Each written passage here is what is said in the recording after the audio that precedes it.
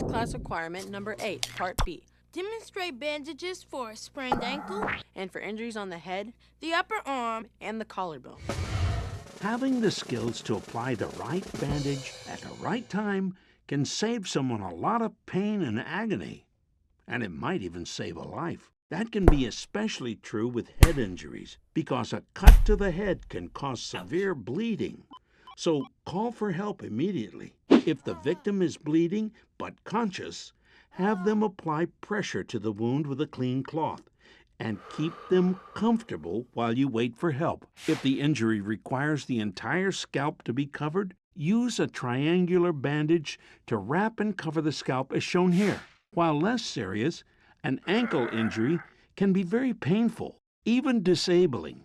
An ankle sprain happens when you bend your foot far enough to strain the tendons and ligaments inside.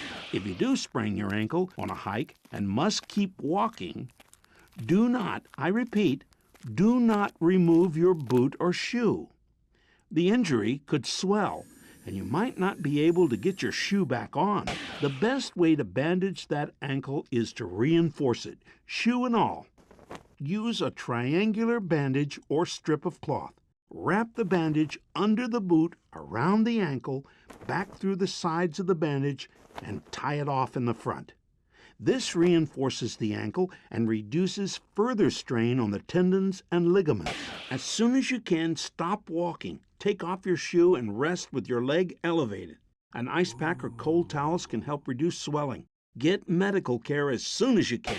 For treating injuries to arms or legs, you may need to use a splint. A splint is any stiff material that can be bound to a fractured arm or leg to prevent the broken bone from moving and causing further injury. An effective splint can be made from a branch, ski poles, folded newspapers, whatever's available. For an upper arm fracture, you can tie a splint to the outside of the upper arm. You may want to pad the splint with something soft like a towel or crumpled paper. When the splint is secure, place the arm in a sling with the forearm raised about 3 inches above level. Then use a cravat bandage to hold the upper arm against the side of the body.